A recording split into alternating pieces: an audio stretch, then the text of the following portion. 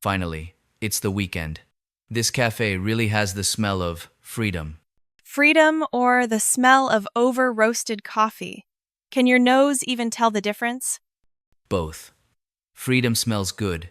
Coffee is bitter, just like my life, every Monday morning. Your Mondays taste like coffee, but mine tastes like a backstabbing alarm clock.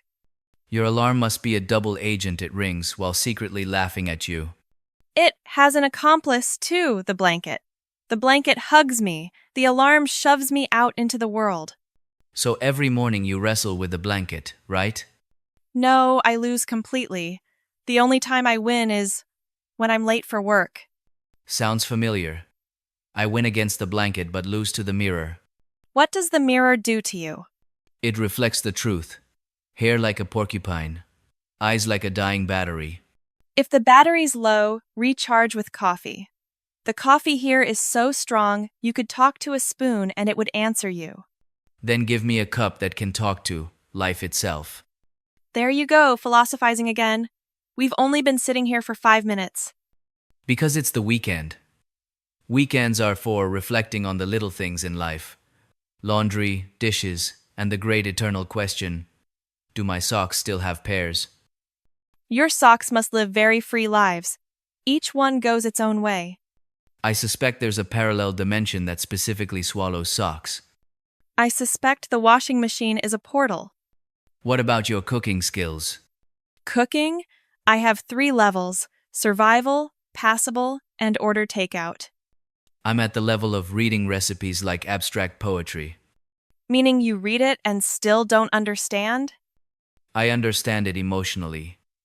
The recipe says, season to taste, but how much is to taste? Enough so the person eating doesn't cry. That's already a high standard. But in return, you have a very artistic way of washing dishes.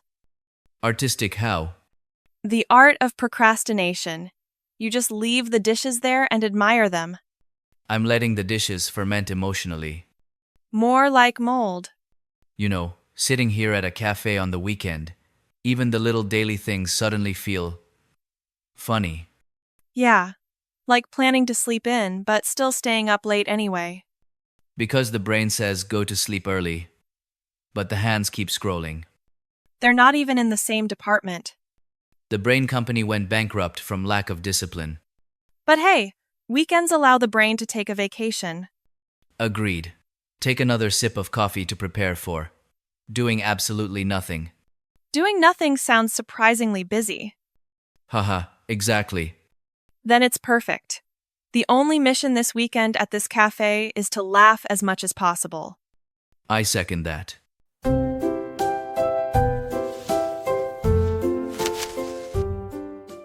Even though it's the weekend and I'm sitting here, my mind is still wandering back to school stuff from the week. My brain is like a student on cleaning duty. Even on weekends, it hasn't been dismissed yet. Did you learn anything interesting this week? I learned one universal truth. I take a ton of notes, but remember almost nothing. That's the art of note-taking for show. No, I take notes very seriously. It's just that when I look back, the handwriting refuses to cooperate. Your handwriting is so beautiful, even you can't recognize it? Exactly. Like letters, sent from the past, with no footnotes. I'm different.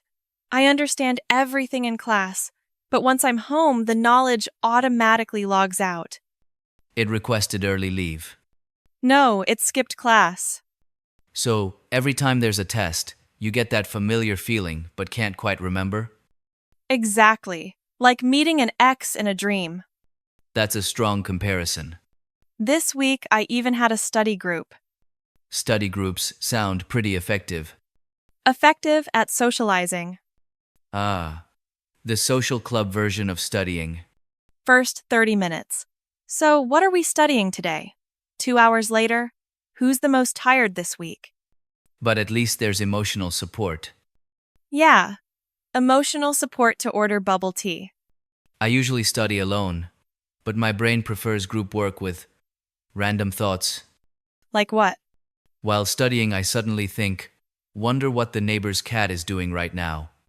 Your brain has its own travel itinerary, It travels farther than Google Maps, My favorite feeling is right after finishing an exam. like finally putting your backpack down.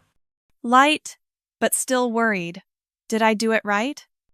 That worry lasts until you get the results. And when the results come, you just go, well, it's over. An endless emotional loop. Do you cram at the last minute? I call it condensed learning. Condensed or compressed? I compress all the knowledge into one night.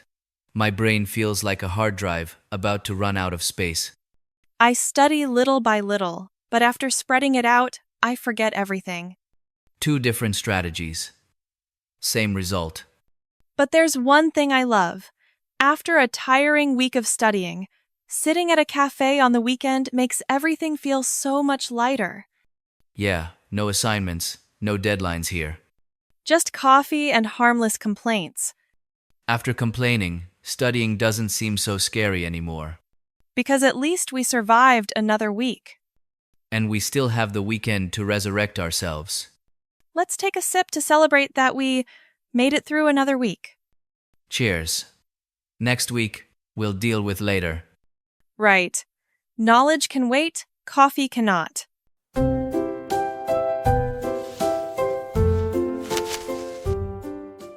Sometimes my mind gets busy with things that aren't even my business.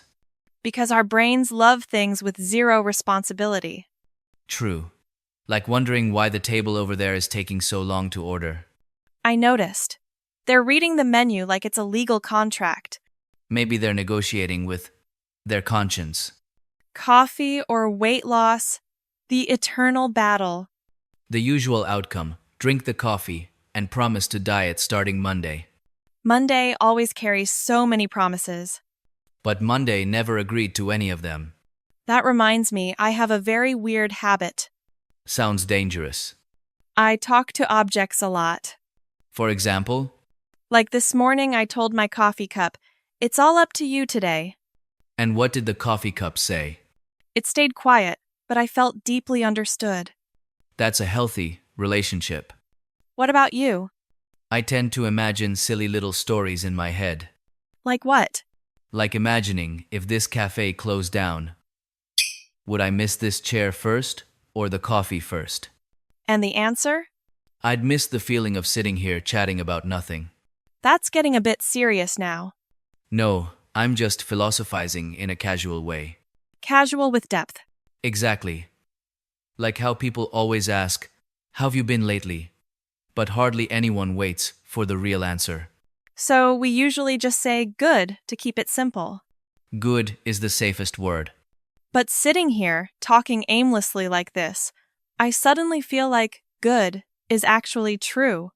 Because there's nothing to prove. No need to look busy.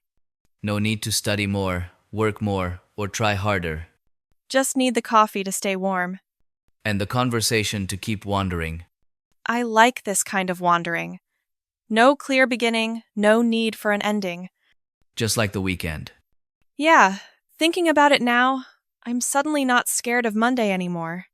Because we know there will always be another weekend at this cafe. With tiny little conversations that are enough to make us smile. And enough to remind us life isn't just deadlines. There are also moments of just sitting still. Cheers with the coffee. To these harmless, pointless conversations. But very memorable ones.